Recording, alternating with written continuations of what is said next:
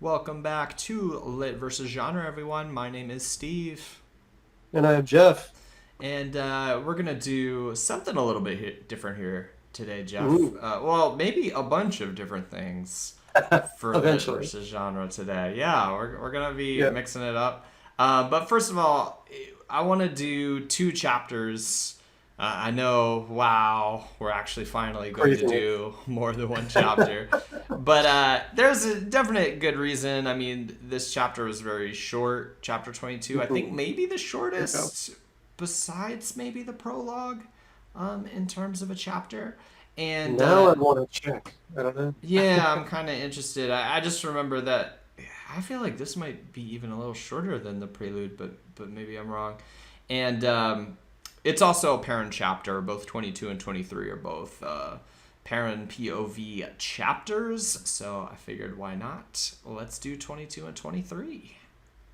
No, I'm down for it. Down for it. Obviously, with 23 being, uh, called what it is. Well, sorry. That's 23 called Wolf Brother. I mean, as soon as you see that, how can you Yeah. not read Wolf I Brother? was about I to say, mean, is that your favorite chapter?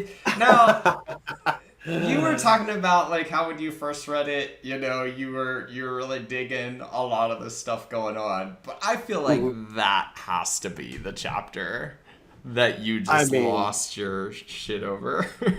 Oh yes. I mean, completely. I mean, and it's not just the so okay, I mean we're jumping ahead, but how can we not? Like, uh, I mean, this is what I feel I said before, that Jordan does. He takes these tropes, these things that are known like, oh, magic is air, fire, water, so on and so forth, right? Or like, oh, there's, wolf people kind of thing, right? But then he does his own take on it. You know what I mean? mm, Where like you start to get to see a hint of like the wolf society and like the way names work. I don't know. To me, that was just so gorgeous. And obviously it feels like there's some of the style of naming of, Native Americans of um naming based on like actions or something you've done, but these are just so much more involved and they seem to make, I mean, I shouldn't say more involved, but obviously it's a whole sentence, right, to describe what the name sort of idea is.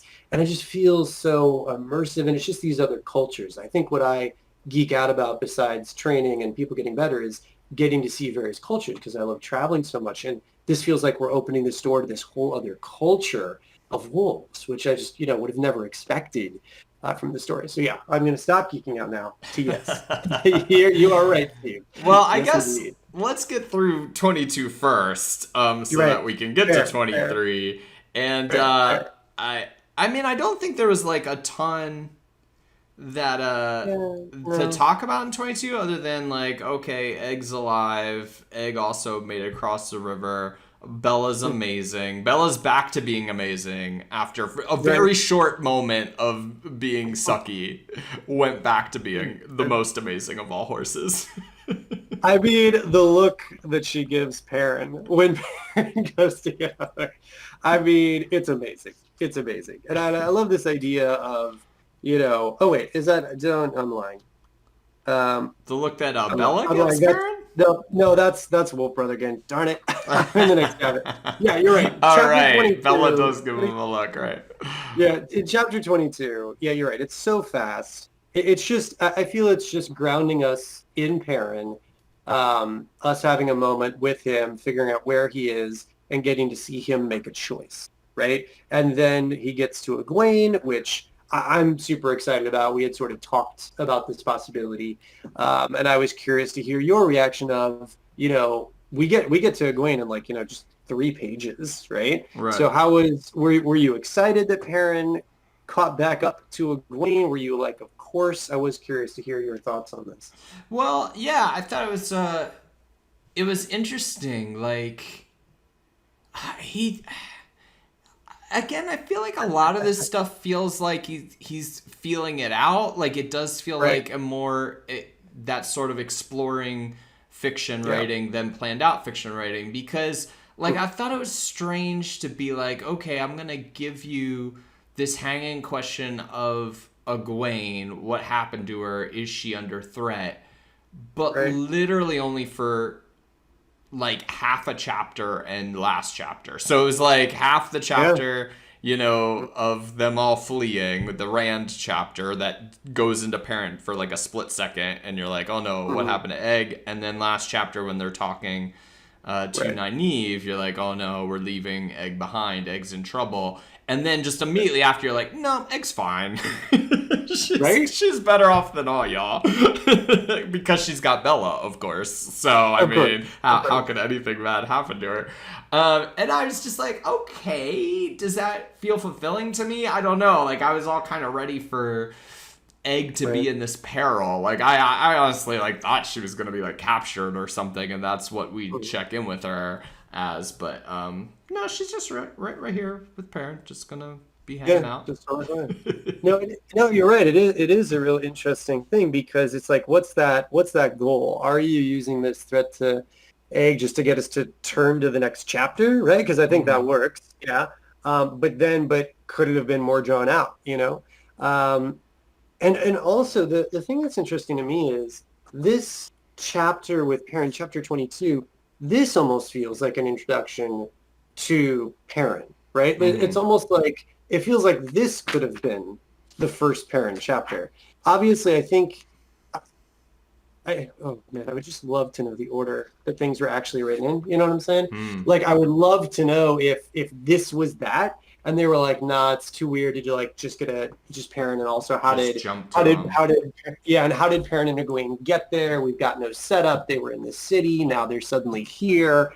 Was it an after the fact thing that they realized they needed the scene with Perrin beforehand? You know what I'm saying? Showing him and Egwene sort of escaping and getting separated, right? I don't know. It is like you were talking about, like the fact that it's these two separate chapters. I think it's just used for a time leap, but he's done time leaps before.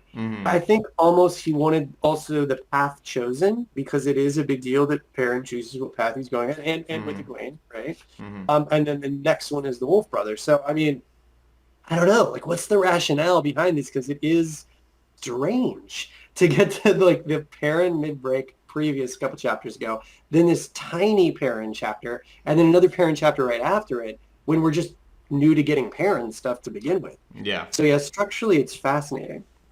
Yeah, and I mean, I think like my instinct would have been like break them all up, and then we could jump in with Perrin over here, or even do like a time double back, to be like, oh, let's send everybody back to this moment they got split up, and go with them from there, But I mean, I don't know. It's kind of however you do it, and I don't mean like sometimes when I'm criticizing things, I think sometimes it's like the little oddities or quirks that make books so kind of appealing and alive, like you don't want something to be like perfectly honed perfection, then it feels kind of like dead and not as vibrant or something. I can't decide if this would happen in the TV show or not. This is why, like, I feel the timing we're doing this is so perfect. I mean, it was partially planned, but not fully, It's like we were just waiting for the TV show to come out. But I'm going to be so interested to see what is cut, right? Like, yeah. I mean, obviously with TV, you get the advantage just being able to do a shot and then a shot. I mean, like, they could literally just be having Perrin wake up, shot little thing, find Egwene, and then cut to them walking. And we're all fine with that. That feels like one scene in a show, right? Whereas here we're like, why is there a chapter break? You know what I mean? Because it feels like so much a bigger deal. Whereas it's just a cut in a show.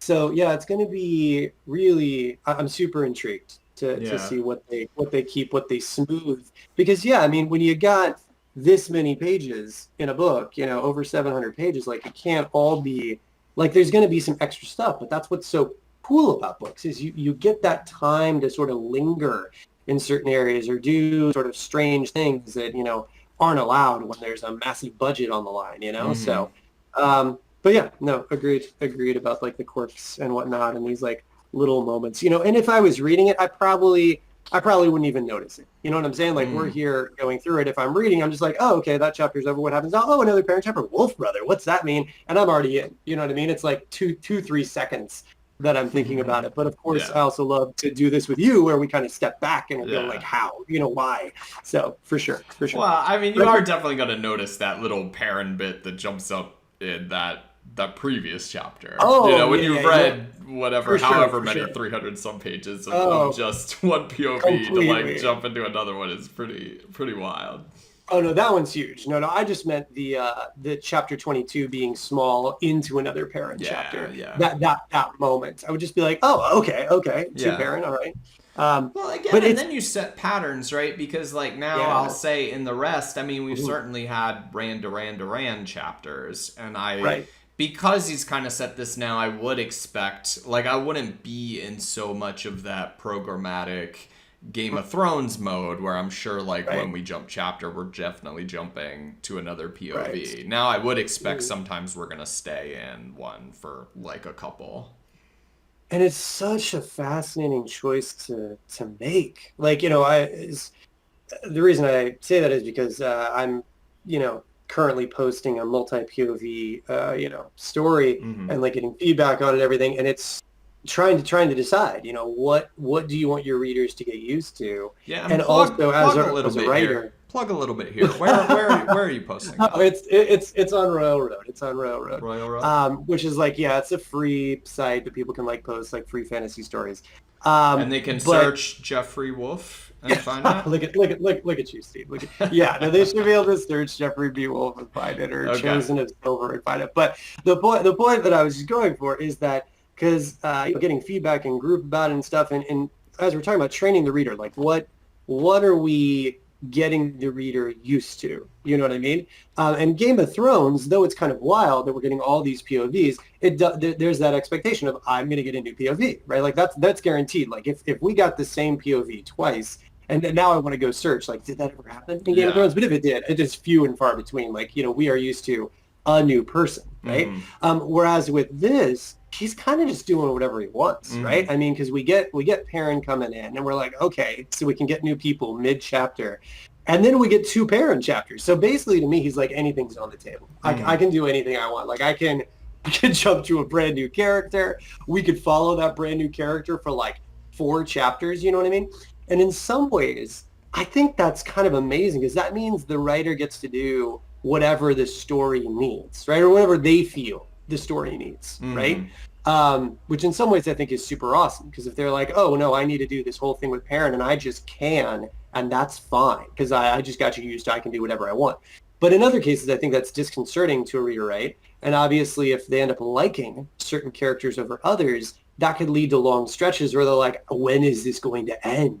At least with Game of Thrones, if you're reading a chapter with a character you don't really like, you're like, I just got to make it through this one chapter, right? Or you just like skip that one chapter. So I feel like there's, you know, pros and cons to each. Yeah. So, really, I feel like if you stick yourself into each chapter has to be a different person, you do lose out on some tools, you know, like some like cliffhanger tools, some kind of like, sometimes you just want those like certain hits at the end of a chapter, give that space, you know, so you're cutting yourself off from those. That's why I came to this last page to see if I felt like there was some like obvious closing point of this chapter, but I'm not totally feeling it in this particular line that there's a particular like closing hit to this chapter.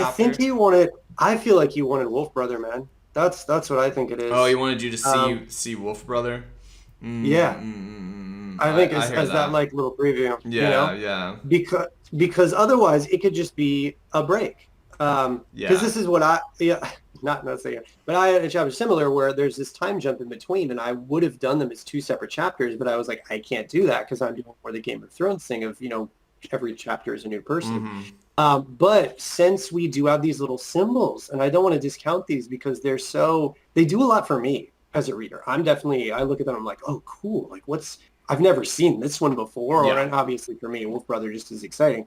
But yeah, so I mean, I don't think I want to discount the power of these icons. And other chapters have the same, other books, I should say, have the same thing where they get these little epigraphs, right? And then you have to start to consider, when do I need these? When does the reader need these epigraphs? So it becomes another reason to have a chapter break. So yeah. Yeah, that's interesting. Yeah, because I was thinking why white space. I also feel like he kind of goes into a different register, where suddenly the third person narrator is far ahead, right? From the start, Perrin knew the journey of Caroline was going. So it's like a much sort of different position in time, and then we're kind of looking back on the journey. So it felt very similar just to that one chapter where they were going to Barrelon or whatever, and it was just like all kind of retrospective journey type stuff. So that was like another reason it seemed to me to do a break there of some sort.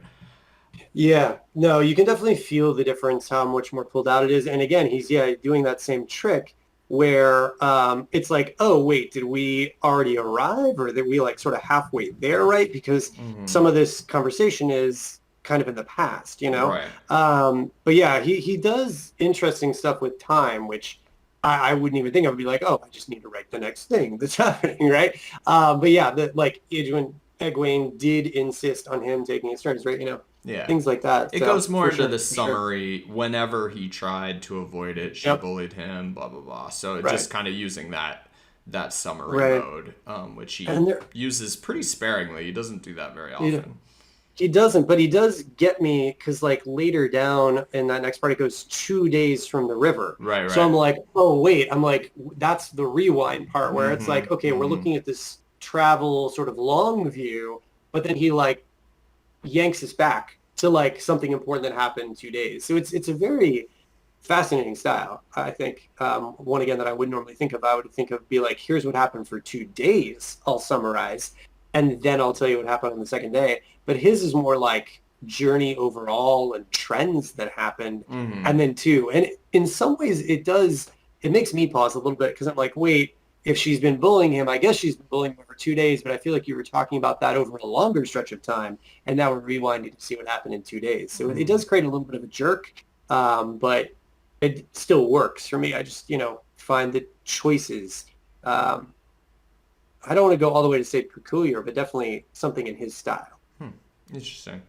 Okay, the only other thing I wanted to say about 22 is that we do get a note of concern about Rand. Okay. Right. But Jeff, this ship is over. The ship has sailed because am I starting to feel a little ship right here? Maybe it's just like whenever you pair the two characters together, you're gonna be like, well, they're alone together. They gotta go on the journey now together with nobody else. But wait, what does he say? If you won't get in the saddle, I'll put you there. I mean, come on. And then she smiles at that. I mean, I'm not just making that up myself now. Come on. That's on the page. No, I hear you. I was going to say, I like how Egwene covers her ass, though, with this other one where she's like, but Rand. And then she's like, oh, I mean, they've all got to be okay. All of them. Right. Right. So I enjoy that. But I do hear you about how that one is. I mean, Red is literally on a different ship, going a different direction, right? So, that's gone. But yeah, no, I definitely did feel a moment of that in this. But I think that's the fun of it, right? Like, I mean, I can see people that have grown up together sort of sassing each other in that way. And there could be something real underneath that, or, how much is real underneath that. It could be a nugget, could be bigger.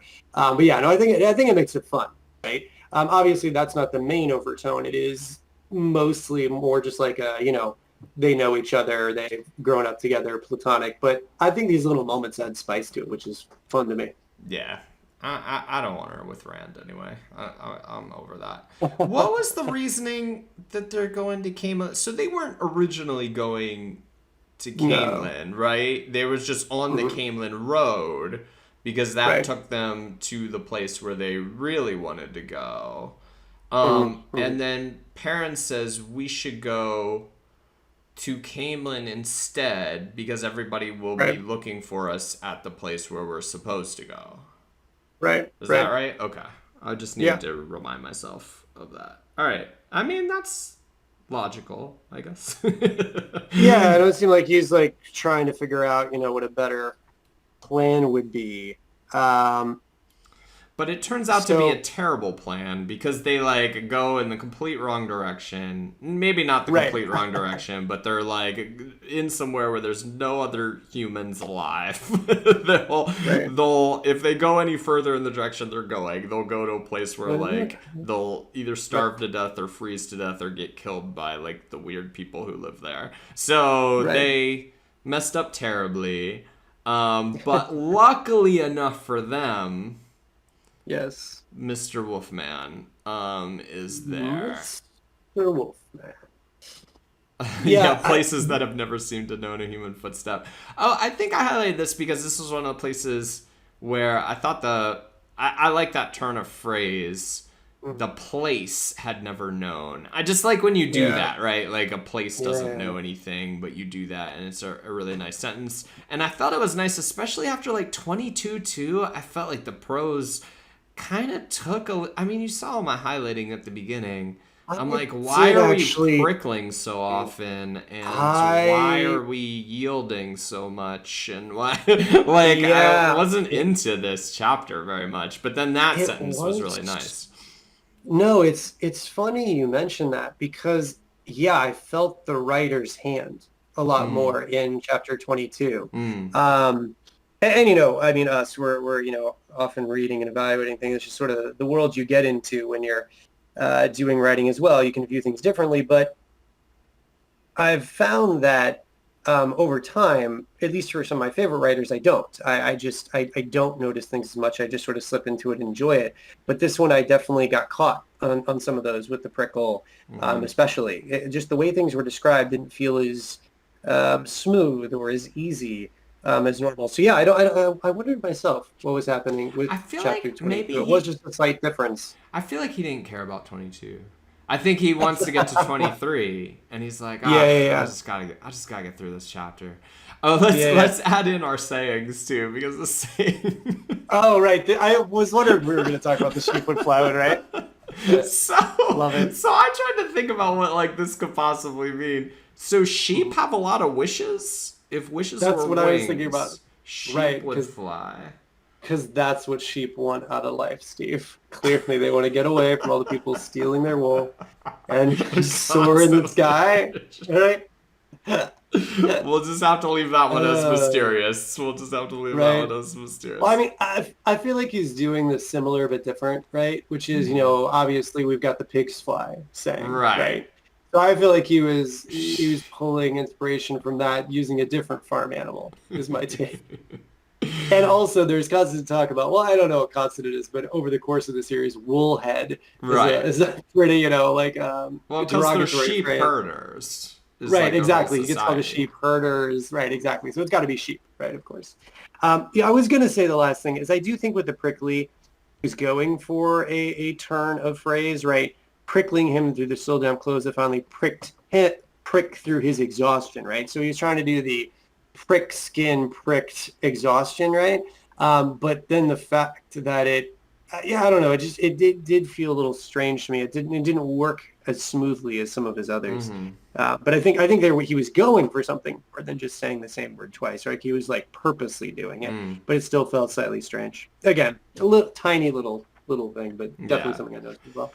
Yeah. But yeah, I just felt like the prose got stronger here, and the sentence in that line struck me. But okay, so they're going along. They're not eating much because like nothing freaking lives up here. They real quick with your line. I did want to say not only is it really beautiful, but I think it also sells us on why they're not seeking shelter. Because to me, as soon as they're seeing these like other cities that are, you know, or broken towers, it's like, oh, why wouldn't you go forage there or at least, you know, spend the night there? But I do get that after Shadow Logo, they're like, I bought this explanation for sure. I would not go there either. Fuck that. Yeah, exactly. So yeah, no, I thought that was cool. But yeah, please continue on. So they're not eating much, they're starving, so on and so forth. Okay, and then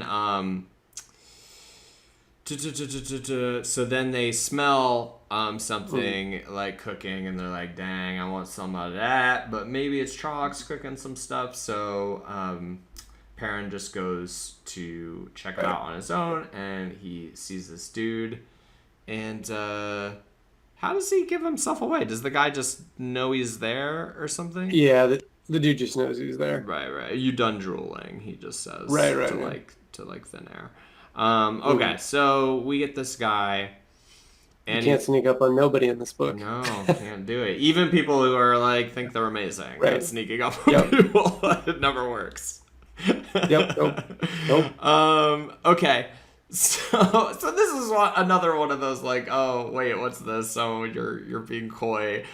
This one does get answered pretty much instantly in the chapter, which okay, we should talk about. But he's got these yellow eyes. Right. It's still that it's a memory is interesting and maybe relates back to the whole reincarnation, theorizing that is going on. Right. Well, yeah, because it's the third one we've seen, right? With obviously Rand's whole thing, but then with Matt speaking like the blood remembered, right. So this guy's like, okay, and then Egg just appears.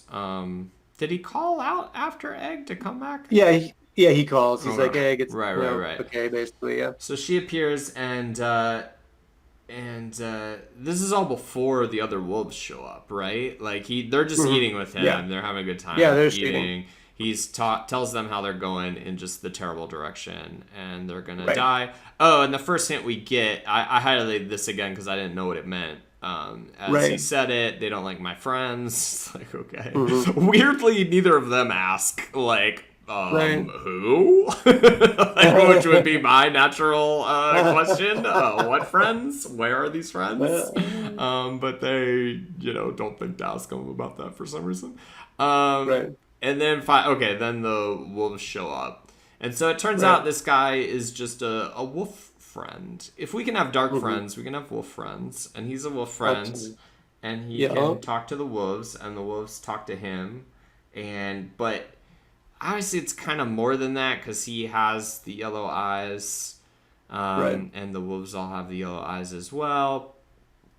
Okay, this is all very cool. But then, so... Yeah, I get what you're saying. I'm interested in their naming conventions, how they get their names, and what was it like? The names were look at this prose too. Yeah, the way shadows play on the forest pool at a midwinter dawn, with the breeze rippling the surface and the tang of ice when the water touches the tongue, and a hint of snow before nightfall in the air. But that isn't quite it either. You can't say it in words. And that's just what dapple means. Yeah. Let's see what dapple really means. Mark with spots or round patches. I'm dappled with moonlight. Okay, there you go. That's nice. Oh, wow, that really is. I can't believe that was part of the description. The way shadows play on a forest pool. Yeah.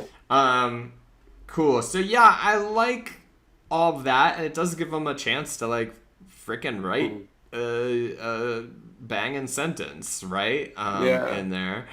What I think is funny about this, and again, I feel a butt coming. Yeah, what I think is funny about it, and again, I don't really mind this, but this feels very much like both Egg and Nynaeve are the best Aes Sedai. Like, not only are they incidentally, but they're the best Aes Sedai in centuries, or have the potential to be the best Aes Sedai in centuries. Here we are. Egg and Perrin have wandered off into where there's literally nobody, except the one person who's there happens to be Super Wolf Guy. Okay, I can get that, because who else would be there but Super Wolf Guy? I guess nobody else could possibly be there. But then not only that, Perrin is Wolf Boy himself as well.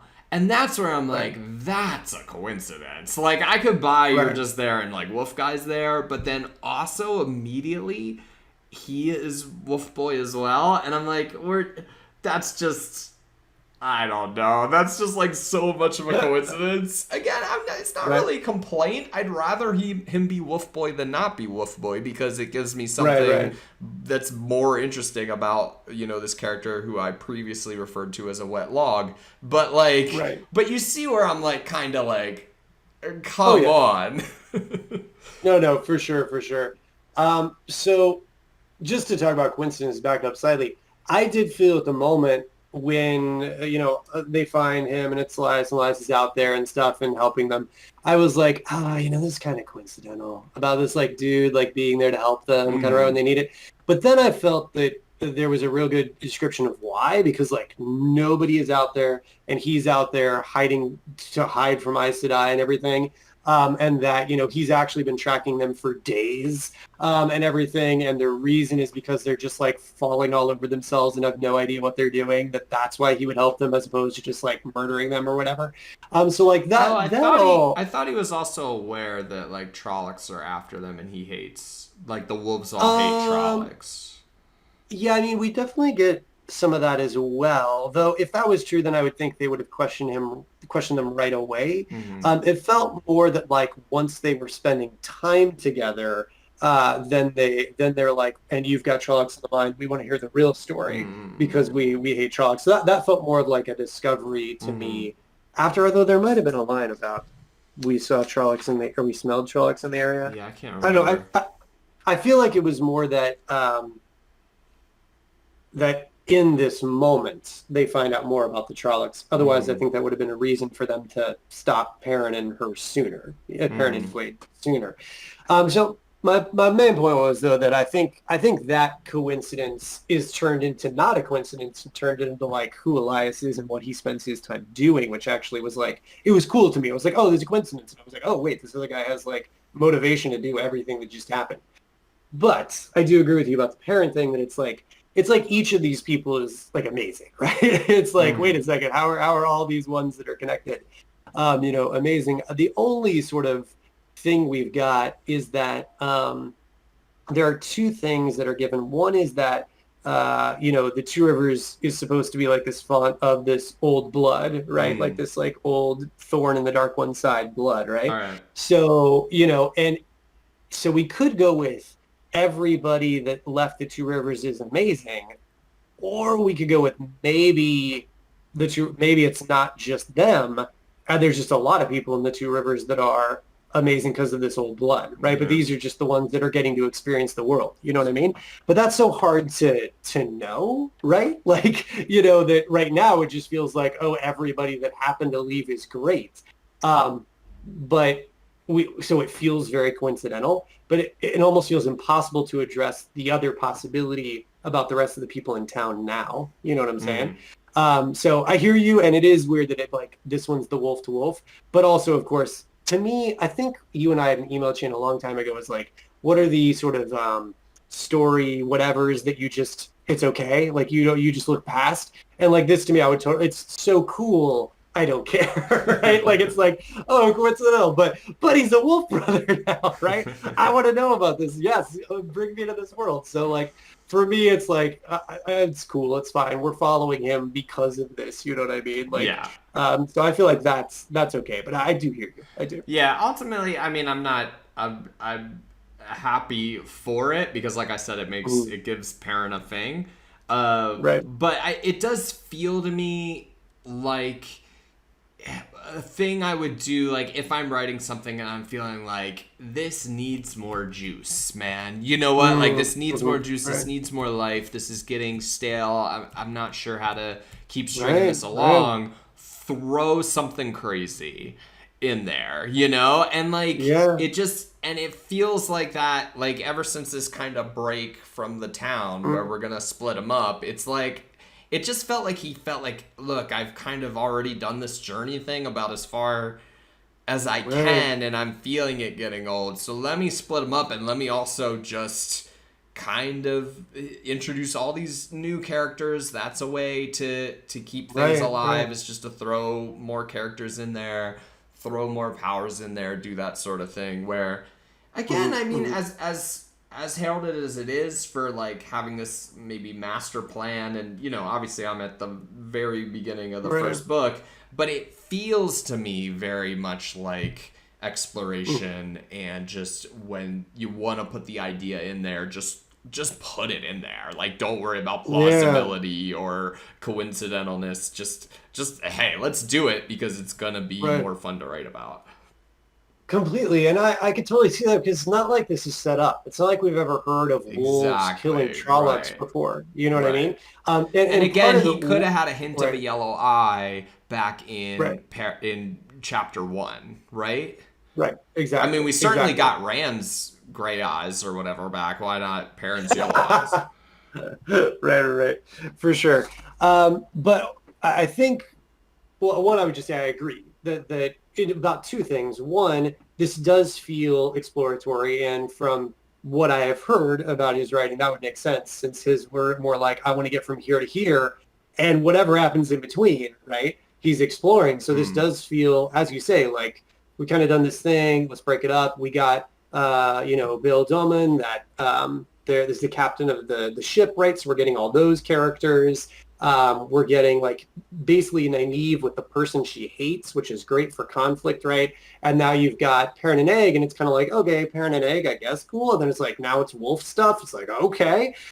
So yeah, no, I think writing because you just feel you should make a split or should do something new or should add in something. If that's what caused this, again, I'm totally all for it. And I do totally see how it could have been mm, that. So yeah, no, I'd agree. It feels like it's just kind of happening, but it works, because we're these kids from a small town. So there's all this stuff they don't know. So they can keep finding their stuff out. mm-hmm. Right on. Of Yeah, course, Wolfman hates Aes Sedai too, because I of mean, why course. not? Of course. Oh, thank you. That was the second thing I was going to say. So we've got the idea that the Manetheren is in Two Rivers, so the people there could be awesome, and obviously the people that have gone out of the world are. But we also get Elias talking about here how the Aes Sedai get freaked out about old things coming back, Mm, right? mm, And so what I love about this is it's not like Perrin is the first or something. Elias was actually like this person that hasn't, met others like him. mm. Um, and is having to deal with the Aes Sedai thinking that he's related to Dark Power or something. So I just thought it was cool that this has been happening for a bit, like old stuff coming back, and we're getting to see this kind of previous generation and how they had to deal with it. Mm. Yeah, right on. Cool, cool. What else happens here? Oh, I had this. I just thought this funny. We've had Trox chasing us, and Fades, and Drakkar. Everything but dark friends. Are you sure? Are you positive? Anyway. There's a little picture of Tom winking Yeah, to the bottom cut to Tom. there. If this was an anime, as soon as Rand would say that, it would cut to Tom and Tom would sneeze, and then they would cut back just to show that. Funny. In Steve's version. Yeah, right. Yeah. Uh, great. But what else? Sorry, uh, I'm so excited about this chapter. So yeah, please yeah, continue. that's it. I mean, I think what else happens in here? Mhm. He's gonna come with them because they just hate Trollocs so much. But there is some split here, right? Like Byrne Yeah. gets mad, thinks the pack is wasting time with you three. And Byrne Right. goes off and takes a bunch of other wolves with him just to like hunt for Trollocs, I think was Yeah. what they said was the thing. Oh, that's the end of the chapter. So Yeah. Yeah. so there I guess we're setting up there is some wolf conflict going Yep. on here. Though I don't wait, why does Byrne hate them? Oh, that's how we got the burn on his face was Drox. I mean, well, Well, apparently, no, why he hates Trollocs, I get it, but is he mad? But Byrne's like mad. I got like the sense that Byrne was mad at Perrin and oh Egg well, he for just being thought there. they should eat them. Yeah, well, he just thought they should eat them. That Ah, they haven't eaten well recently either. okay, And they're like, these two humans are fatter than anything else we've eaten. totally fair. So then so then he got mad that they weren't going to eat them and like left to go kill some Trollocs. Totally fair. But it doesn't. But Byrne realizes that Perrin is one of them though. Is one of their wolf people though. So you wouldn't want to eat a fellow Um, wolf person, would you? yeah, I mean, I don't know. I think because he's not realized yet, you know what I'm saying? Like it's not like Perrin is talking to them. I think it was more just that because who does Elias say Dapple says you can, or Well, here he does he say says, they? they Um, right here. Da da da. So Elias, let's read this whole they've thing. That'll, they've ever met. yeah. Yeah, it does say they. Elias chuckles coldly. They've seen a pack Yeah. pull down one of the eyeless two, lost half the pack, but they Hmm. wouldn't give up once they had it sent. Tracks my mirror draw. It's all one to the wolves. It's you they really want, boy. They've heard of other men who Right. can talk to wolves, but Right. you're the first they met. They'll accept you as friends. They accept your friend too. Um, but yeah, but Burns seems like standoffish. Oh, okay. Regardless about this, and I can't remember why. Then I think it's because he thinks they're wasting time on them. So initially he Mm-hmm. wanted to eat them, but yeah, then later, I mean, there could also be splits within the wolves. Like Sure, some of yeah. the wolves are excited to meet another man that can talk to them, and others aren't. But yeah, I think that later shift is. I love that we're talking about Burns' motivation. This makes me so happy. I think it was initially he wanted to eat them. Then I think it was that they're wasting time on that. They're like wasting time taking care of the two pups instead of going and killing the Trollocs that are in the area. So I think that's what he's frustrated about later. Yeah. Yeah, I guess it's left a little bit ambiguous. Yeah, Byrne thinks the pack is wasting time, and so right. he's really mad. So there's always this split between Dapple, the leader, and Byrne, the kind of What I upstart. what I love too is you three, right? That like to Oh, the right, right, right, wolves, right. they That view was one all of of them. them. Yeah. Exactly. To the wolves, it's three things, not just two people, which I think is fun. Yeah. Yeah. So that's cool. We're gonna go along with this, and yeah. So I guess this is going to be like one side story for a while, since they're not going at least directly the same direction everybody else is going. Right. We'll have adventures with the wolf pack here. Yeah. Well, and then we're like, and so who do we go to next, right? It feels like since we got that break with Nynaeve, well, it does feel like we've got three camps now, right? We've Mm-hmm. got Rand and Matt and Tom. We've got Nynaeve and, the Aes Sedai and the Mortimer Rand and Glenn. And then we've got Egwene and Perrin. So it does feel like now that we got two with Perrin, we'd probably be cycling to the one we haven't seen in a while. And then we'll probably cycle between those three groups doing multiple chapters for each sort of as needed, Mm-hmm. Yeah. and then that is what we get. We go to the group that we haven't seen in the longest. We get back to the Rand group with the Mm-hmm. next chapter. But I feel like it's good. It feels like I've been away. What I love about multiple POV is then you get that back and you're like, oh yeah, what's been happening with them? Oh yeah, what's been happening with them? Yeah. And we get the harp, which tells us all we need to know, which tells me that Ah! Steve is going to be overjoyed by the next chapter. Tom, you bastard. You Yeah. bastard. Well, they were just talking about Dark Friends, right? There we go. Cut back to the dark print.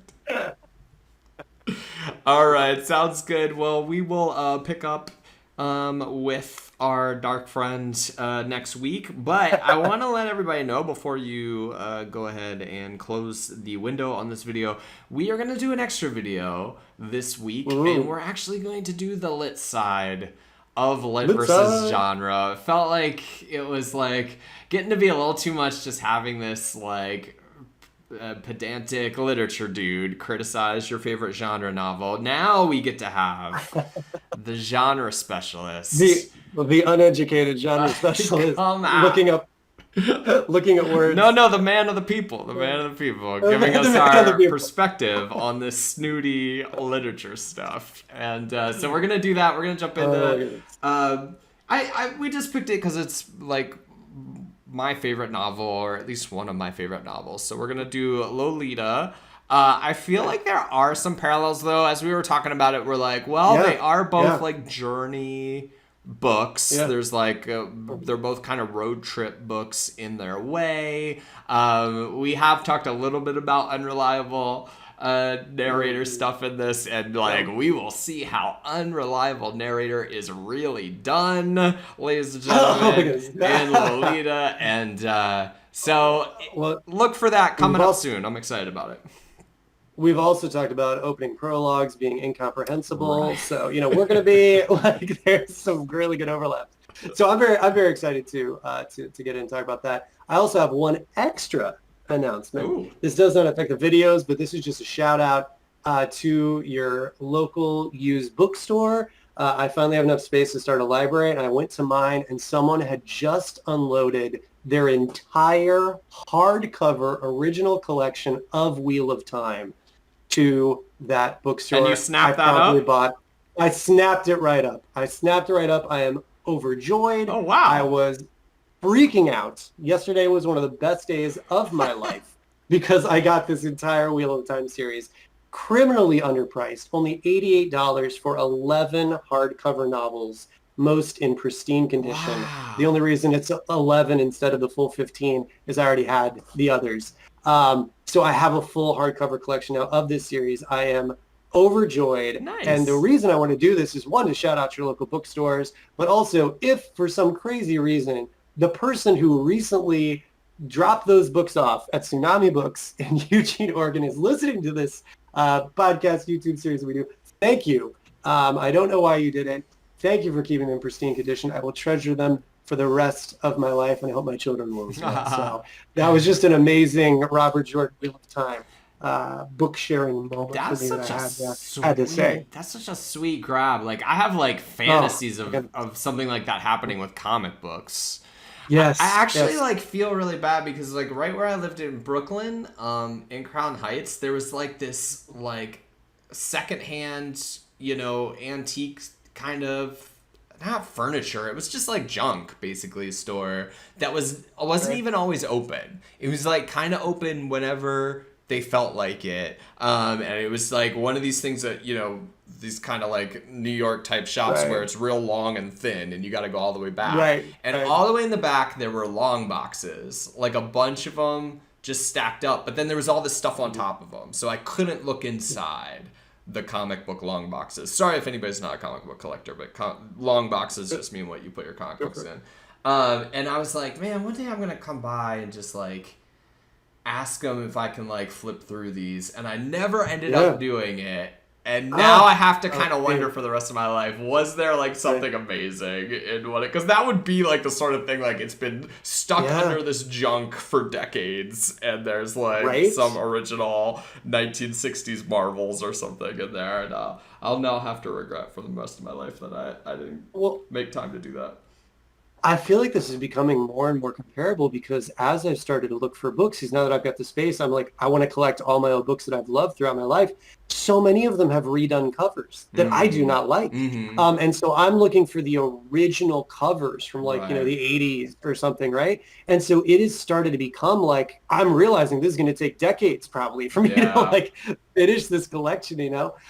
So yeah, man, it was literally a collector's dream that I experienced yesterday, and it was just insane. So yeah, anyway, I just had to share, especially with this group of people that are listening that I think love, many of you love the series as much or even more than I do.